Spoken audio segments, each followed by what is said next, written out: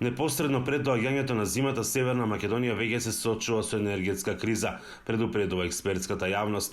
Една од причините за тоа, вели професорот Константин Димитров, е неносењето на навремени и правилни, а не од денес за утре одлуки во секторот енергетика.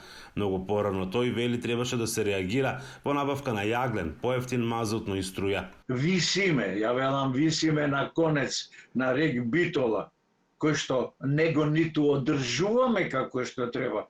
Гледаме, правиме ремонт, го пуштаме блокот, после 24 сата го исклучуваме бидејќи нешто не функционира. Ќе плаќаме енормно висока цена за електрична енергија, што не можеме да произведеме. Едно од решенијата се гледа и во изградба на што повеќе фотоволтаични централи, каде струја се добива со помош на сончевата енергија. Можности и слободни локации за тоа има, бидејќи земјава располага со околу 280 сончеви денови. Една таква веќе постои во близината на Охрид, во селото Белчишта. Овде се инсталирани 220 броја на фотонапонски келии со капацитет на секој еден панел од 250 вати.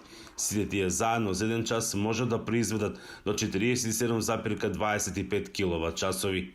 Максимум што оваа централа произвела се 350 киловат часови во еден убав ден, што значи дека 7 часа ефективни одработила на јако сонце, додека минимумот е многу променлив во зависност, ете и во овај момент, гледате облачно ние времето, значи во овај момент произведуваме само 7,5 киловат часови.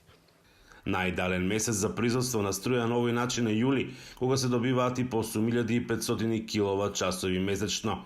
Јовановски, кој има намера да инвестира во уште една ваква централа, смета дека државата треба да ја поедностави законската регулатива за вложување во зелена енергија.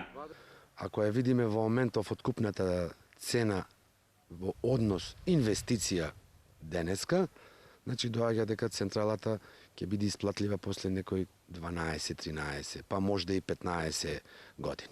Сепак, во овој краток период не може речиси ништо да се направи за подобрување на состојбата. Може само да се молиме, не знам, на Господ, на Свевишниот или кому да не биде премногу студено, колку толку да работи рек Битола, да обезбеди определена количина ефтина енергија, наша собствена, а остатокот мораме да купиме.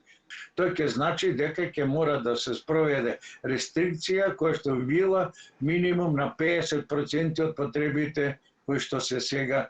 Дополнителен проблем, вели Димитров, е и староста на енергетските капацитети, како и лошата состојба во која се наоѓаат водните ресурси.